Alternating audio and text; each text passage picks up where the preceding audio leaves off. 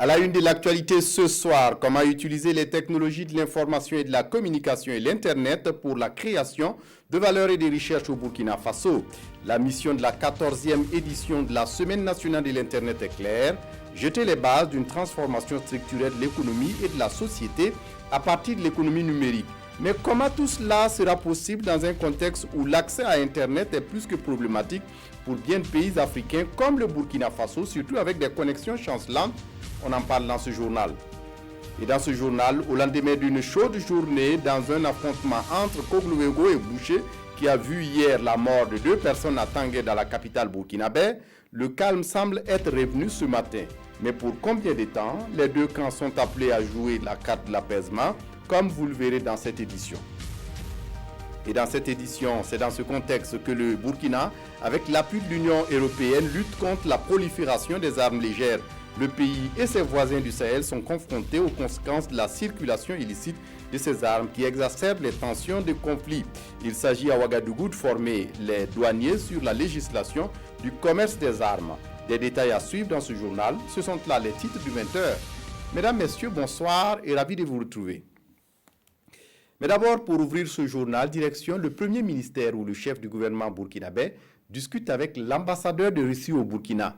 Vladimir Baïkov est venu parler de coopération, notamment économique, et de bonnes perspectives se dégagent à l'issue de l'entretien avec Paul Kabatieba. Pascal Canet pour les détails.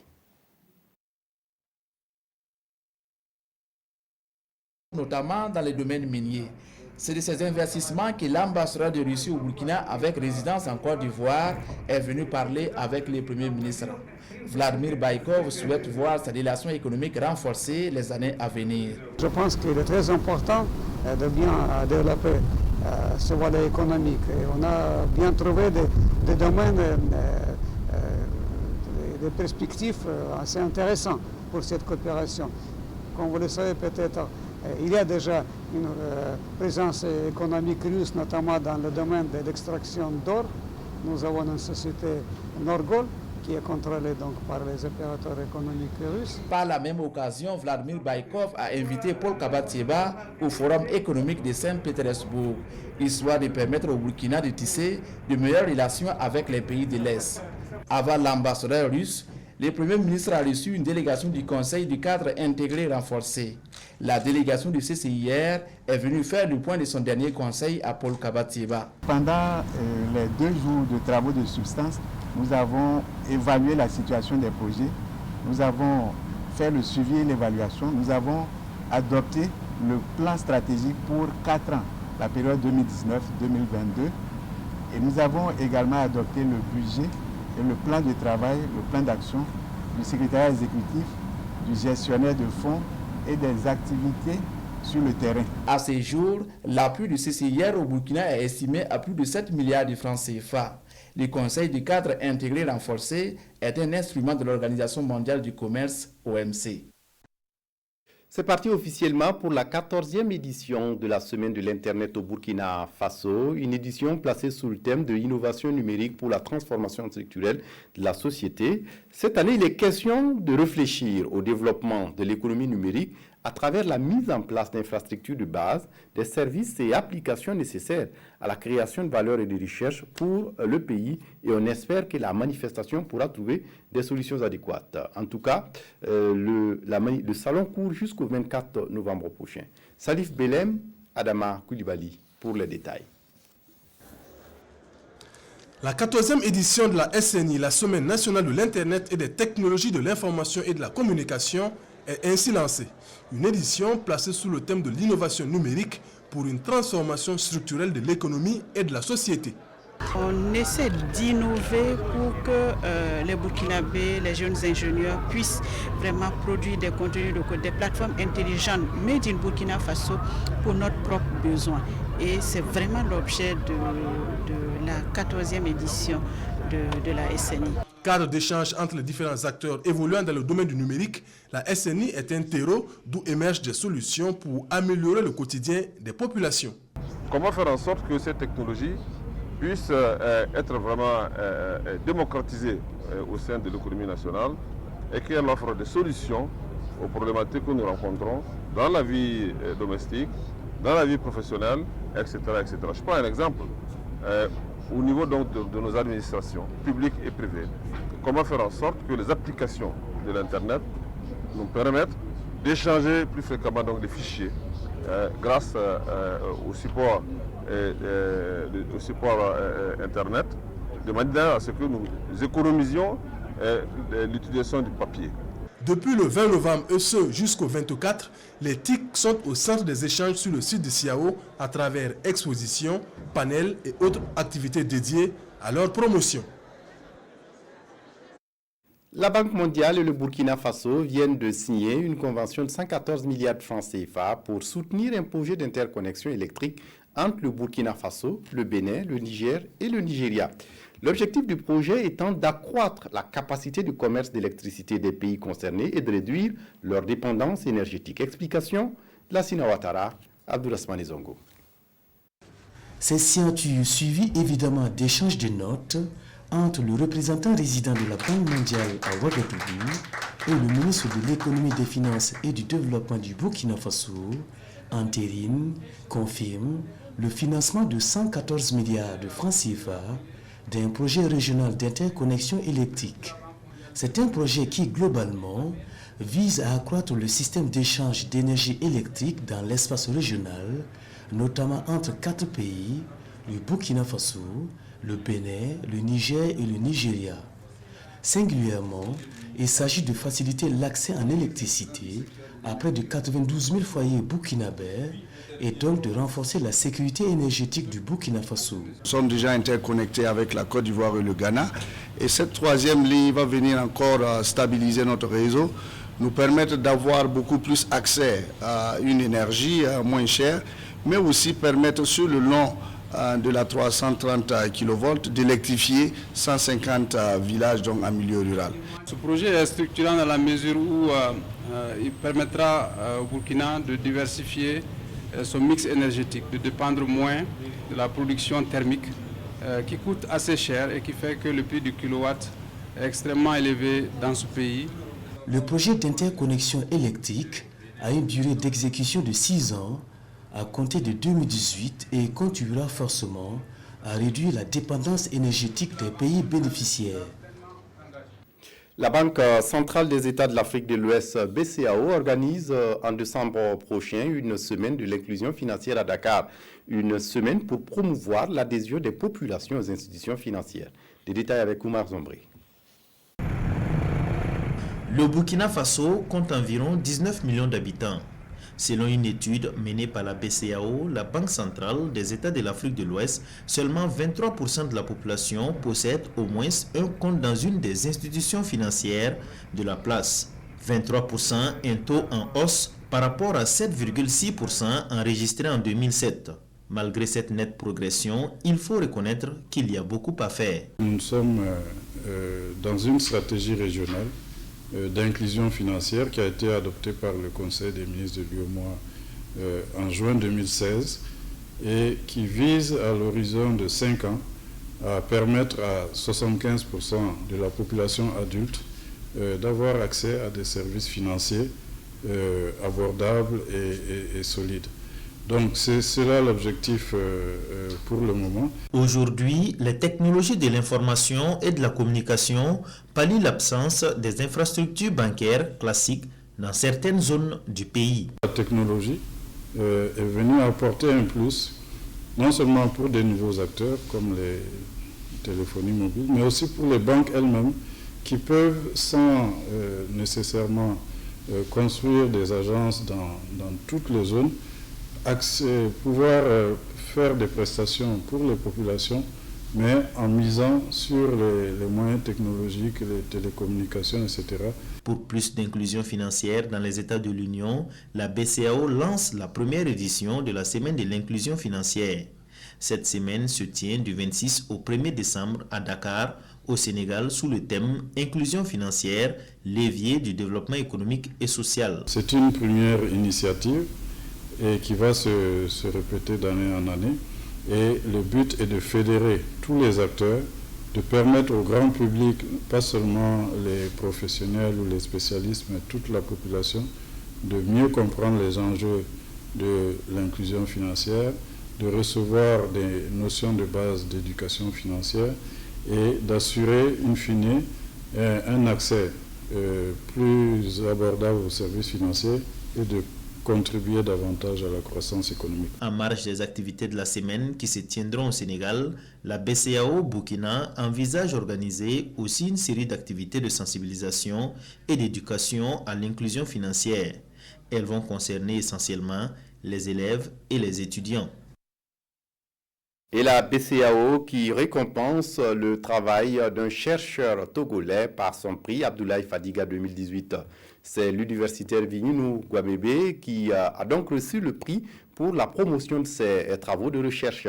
Professeur à l'université de Lomé, il a été récompensé pour son travail consacré aux besoins pour les banques évoluant dans l'espace UEMOA de renforcer leurs propres fonds. Et la cérémonie de remise de prix a été suivie à Ouagadougou grâce à une vidéoconférence. Daouda Ouattara, Nathalie Sawadou. Le Togolais Vignonou Gamandikpe, lauréat du prix Abdoulaye Fadiga pour la promotion de la recherche économique 2018. Un événement suivi en direct de Dakar par vidéoconférence à la représentation de la BCEAO à Ouagadougou. Doctorant à la faculté des sciences économiques et de gestion à l'université de Lomé au Togo, Vignonou Gamandikpe, avec son œuvre intitulée Survie des banques de l'UEMOA, les nouvelles exigences de fonds propres sont-elles pertinentes, a retenu l'attention du jury sur un total de 37 articles proposés selon le professeur Adamadia, président du comité de lecture et du jury. Vignonou, à travers son article, a démontré comment, avec les nouvelles normes Balloir entrées en vigueur en janvier 2018, les fonds propres peuvent réduire de manière significative les probabilités de faillite des banques. En outre, 3 autres chercheurs se sont vus décerner le prix d'encouragement pour leur œuvre commune, intitulée « Hétérogénéité des économies de la CEDEAO, quel défi pour une politique monétaire commune ?» Le prix Abdoulaye Fadiga est décerné tous les 2 ans pour promouvoir et renforcer la recherche économique dans les États membres de l'Union économique et monétaire ouest-africaine, mais aussi et surtout pour rendre hommage au premier gouverneur de la BCEAO, Abdoulaye Fadiga, décédé le 11 octobre 1988. Le MPP, le parti au pouvoir, explique le pourquoi de l'augmentation récente des prix des hydrocarbures au Burkina Faso. C'est à ses militants réunis à Gounguin, dans la capitale burkinabé. Pour le parti au pouvoir, cette hausse s'explique par le contexte international où le cours du pétrole brut se trouve à un niveau haut ces derniers temps. Le point avec Aruna Mari. Le MPP explique ici à ses militants les raisons qui ont prévalu au récent réajustement du prix des hydrocarbures, une décision prise à contre-cœur et qui se justifie par les cours mondiaux des hydrocarbures selon Simon Compaoré. Le MPP veut ainsi informer ses militants et leur permettre de servir de relais. Cette augmentation a été faite, ce n'est pas de gaieté de cœur, c'est une nivaquine qu'il fallait qu'on avale. C'est une exigence du marché international. Et je rappelle que le montant global des subventions se chiffre à 14 milliards par mois. C'est beaucoup. Et ça devient intenable si on n'opérait pas ces réajustements. Cette augmentation n'est pas définitive. Elle vise surtout à pérenniser l'approvisionnement du pays selon la SONABI. Le MPP rassure, le gouvernement travaille à éviter une envolée générale des prix. Tout autour de nous, personne n'a pu faire autrement. J'allais dire dans le monde entier, personne n'a pu faire autrement. Ce qui est à faire, c'est de retourner à des conditions de baisse du marché pétrolier, c'est tout. Voilà, donc nous prenons acte de ce besoin de communication, de ce besoin d'information et chaque fois que des besoins, nous allons tenter de l'accomplir. Simon Compaoré invite également les militants à maintenir leur soutien constant aux forces de défense et de sécurité. Et justement, controverse, l'émission de débat contradictoire sur la RTB porte ce soir sur la hausse du prix du carburant. Et à partir des 21h, la hausse du prix des hydrocarbures opérée par le gouvernement le 8 novembre dernier, est-ce une mesure opportune? Quel impact sur le coût de la vie au Burkina Faso? Quelles mesures pour contenir la vie chère? Controverse mène donc le débat en direct sur la télévision du Burkina ce jeudi, juste après ce journal. Sur le plateau, donc, 4 invités confrontent leurs opinions dans une animation de Simon Gongo. Dr Bachir Ismaël Ouedraogo, il est ministre de l'énergie. Hilaire Kaboré, DG de la Sonabi. Ouseni Ouedraogo, juriste et membre de la Ligue des consommateurs du Burkina. Et Raspané Kietga de la coalition contre la vie chère. Et donc, ne décrochez pas.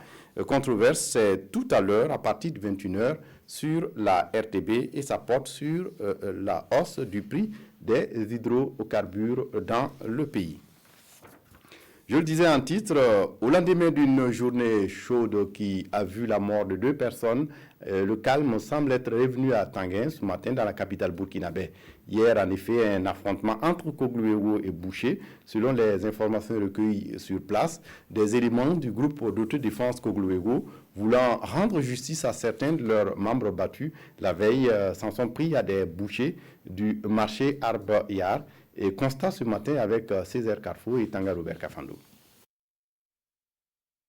La vie reprend son cours normal au marché Arbia, au quartier Tanguin de Ouagadougou, mais l'espace boucherie reste vide 24 heures après l'affrontement entre les bouchers du marché et les groupes d'autodéfense Kogluego.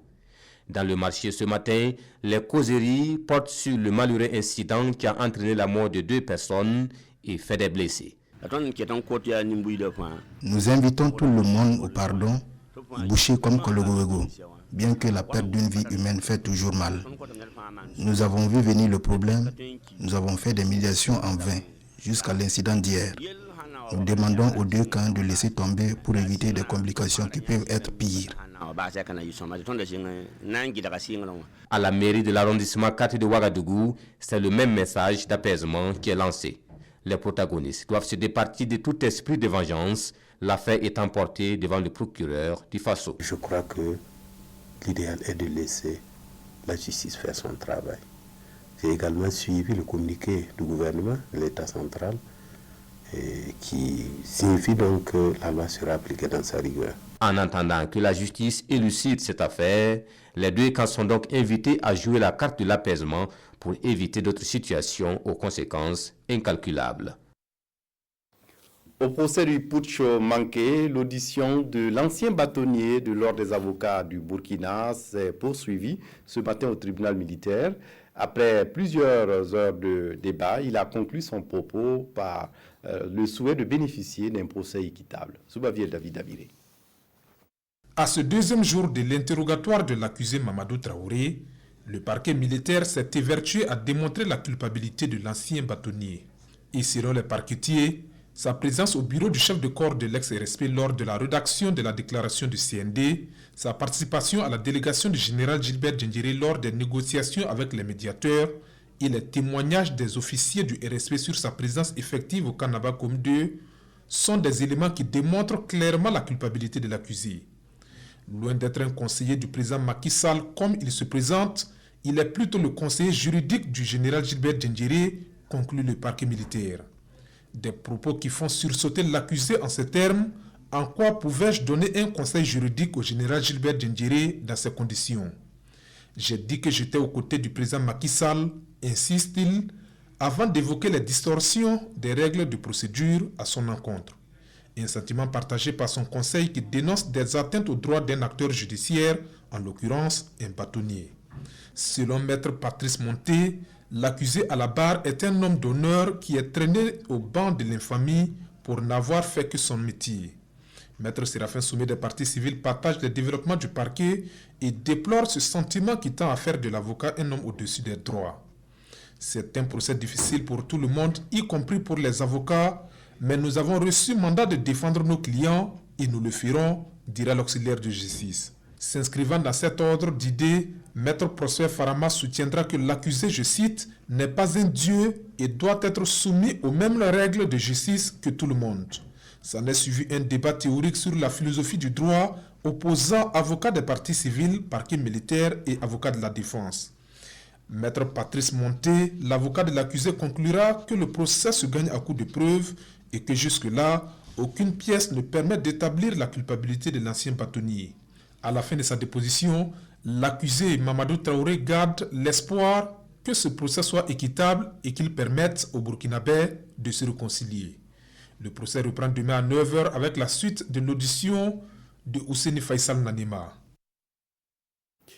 Et puis la Banque africaine est à l'origine d'une initiative dite TAT, Technologie pour la transformation de l'agriculture en Afrique, une initiative pour assurer l'augmentation de la production alimentaire dans 7 pays africains. Selon la banque, cette initiative est une réponse qui mise sur le savoir et l'innovation pour déployer à grande échelle les technologies éprouvées à travers l'Afrique. Et depuis ce matin à Ouagadougou, les 7 pays sont en concertation pour planifier et s'accorder sur les modalités de mise en œuvre de ce projet. Roger Kam, Inijanine Kambiri. La région du monde où l'insécurité alimentaire est la plus forte, avec plus de 160 millions d'Africains vivant dans l'insécurité alimentaire et la malnutrition selon une étude. Pourtant, le continent jouit d'un énorme potentiel agricole. L'agriculture représente entre 50 à 70% des emplois dans les pays africains, mais ne produit que 25% du produit intérieur brut. Il faut alors un transfert massif des technologies vers les agriculteurs, d'où la réunion conjointe de planification pour les compacts sorgho mil, riz et patates douces à chair orange et les facilitateurs fertilité des sols, gestion de l'eau et politique. Amener au niveau des producteurs des technologies éprouvées qui peuvent augmenter la production agricole, la production et la productivité agricole afin de, disons, d'une manière durable, d'assurer la nutrition de nos populations. À l'issue de cette rencontre, les différents acteurs venus des pays de la région sahélienne s'accorderont sur les modalités pour la mise en œuvre au Burkina Faso des activités du TAT, le programme Technologie pour la transformation de l'agriculture en Afrique, une plateforme essentielle pour conduire la stratégie Nourrir l'Afrique. Il s'agit de transformer radicalement l'agriculture ainsi que l'élevage et l'aquaculture en tant qu'activité économique en Afrique. Une conférence régionale des généticiens couplée à une assemblée générale constitutive de la Société africaine de génétique. C'est à l'initiative de l'équipe génétique et amélioration des plantes du laboratoire Biosciences et Recherche de l'Université de Ouagadougou. Les objectifs de la rencontre avec Oscar Soulama et Frédéric Etienne Vassenga. Ouagadougou comme point de départ de la Société africaine de génétique. Cette conférence qui réunit ces chercheurs venus de 6 pays d'Afrique va porter sur les fonds baptismaux, cette tribune de débat scientifique, d'harmonisation des programmes d'enseignement et des plaidoyers sur les questions liées à la biodiversité, à l'agriculture et à la santé animale. La génétique au service des préoccupations de l'agriculture, de l'industrie et de la santé humaine et animale pourrait certainement contribuer à l'avènement d'un développement humain durable. C'est d'ailleurs pour cette raison que l'initiative des chercheurs en sciences de la vie et de la terre est à saluer et à encourager. Je puis vous assurer que le gouvernement du Burkina Faso s'impliquera pour que la conférence régionale des généticiens soit une institution africaine reconnue et encouragée par tous les États du continent. Des conférenciers de plus d'une dizaine de pays sont attendus à cette rencontre de 2 jours. L'équipe génétique et amélioration des plantes de l'Université Ouaga 1, professeur Joseph Kizerbo, est la structure initiatrice de cette rencontre dont le gouvernement attend beaucoup. En culture, la France propose son soutien au FESPACO. Son ambassadeur au Burkina, Xavier Lapère de Cabane, s'est rendu hier au siège de la Biennale du cinéma africain et de la télévision, où il a échangé avec le ministre en charge de la culture. La Biennale du cinéma africain, le FESPACO, prépare activement la célébration de son cinquantenaire en 2019, et cette main tendue va se manifester à travers la restauration des films qui ont été passés lors de la première édition de la Semaine du cinéma de Ouagadougou en 1969. Oscar Soulama, Maxime Zongo.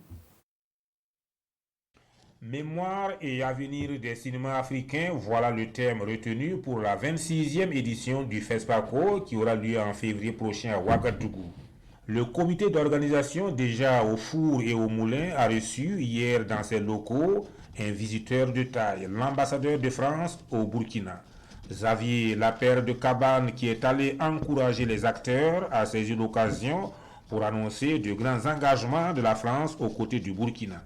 Nous avions déjà quelques petites idées, en plus de celles qu'il m'a suggérées, à savoir d'essayer de restaurer les films qui étaient passés lors de la toute première semaine du cinéma, la semaine du cinéma de Ouagadougou, donc en 1969. L'autre élément important, c'est que même si l'Institut français de Ouagadougou est actuellement fermé pour des travaux de sécurisation, bien que les travaux ne soient sans doute pas terminés à cette date, nous nous arrangeons pour que les salles de l'Institut français soient disponibles. Vous savez que nous avons des problèmes d'archives dans nos États. Nous souhaitons qu'à la faveur des 50 ans, que par exemple la cérémonie d'ouverture de la première édition, cerise sur le gâteau si possible, la cérémonie de clôture, se soit projetée pour que les générations actuelles voient le chemin qui a été parcouru tout ce temps. Le Burkina, qui a souhaité compter parmi ses hôtes de marque, le ministre français de la Culture, a également saisi l'opportunité pour l'exprimer aux diplomates français. Une présence, selon Abdoul Karim Sango, qui permettra de dynamiser la coopération entre les deux pays dans le domaine. Je le disais en titre, la prolifération et le trafic illicite d'armes légères et de petit calibre est un défi pour les pays du Sahel et l'Union européenne conduit un projet pour éradiquer le phénomène. Les douaniers viennent de recevoir une formation à cet effet. Il s'agit de les amener à renforcer les capacités en matière de commerce des armes. Les pays du Sahel sont confrontés aux conséquences de cette circulation illicite qui exacerbe les tensions et conflits. Pascal Canet pour les détails. Ils sont 20 douaniers des services centraux et déconcentrés de Burkina réunis ici à Ouagadougou pour un sujet sensible. Le commerce international des armes. Le commerce des armes conventionnelles est régulé dans le monde par un traité. Ces douaniers réviseront sur sa mise en œuvre au Burkina Faso. C'est un cadre de partage d'expériences et surtout de bonnes pratiques sur la question. Nous savons également qu'une telle formation dispensée à des douaniers situés aux postes les plus avancés des frontières constituera, à ne point douter, un facteur de réussite pour un meilleur contrôle aux frontières et une meilleure surveillance du territoire. C'est le 3 juin 2014 que le Burkina Faso a ratifié le traité sur le commerce des armes. Et pour sa mise en œuvre effective au plan national, l'expertise française est appelée à la rescousse. Cette session de formation est soutenue par l'Union européenne qui fait du commerce international des armes une question centrale de sa coopération. Elle s'inscrit dans la deuxième phase du programme de l'Union européenne de sensibilisation sur le traité du commerce des armes. Et puis tout pour terminer, l'Association nationale des retraités du Burkina a 50 ans, un jubilé d'or célébré à Ouagadougou à travers un programme divers et diversifié. Kadissa Nougo. Pour marquer la célébration de ce jubilé d'or, les membres de cette association, venus des du Burkina, se sont retrouvés à Ouagadougou, à la maison du retraité Antoine Nanga. Une opportunité pour ces personnes du troisième âge de faire le bilan de cette structure de solidarité afin de tirer les enseignements pour renforcer ses actions futures. Pour ce 50e anniversaire, le ministre en charge de la fonction publique et du travail est venu annoncer aux représentants du troisième âge une bonne nouvelle. Dès le mois de décembre, la première paire des 2 centres gériatriques, c'est-à-dire un centre qui va s'occuper de la santé des personnes du troisième âge, sera mise en place au niveau de Bobo-Dioulasso et de Ouagadougou. La Carrefour s'occupe de la construction du centre à Ouaga et que la CNSS s'occupe du centre à Bobo. En 50 ans d'existence, l'Association des retraités du Burkina capitalise des acquis et des enseignements. Cette rencontre veut donner un souffle nouveau à la structure pour relever de nouveaux défis. Voilà, c'est tout pour ce journal. Prochain rendez-vous avec l'actualité sur la RTB ce soir 22h30. D'ici là, excellente suite de programme. Au revoir.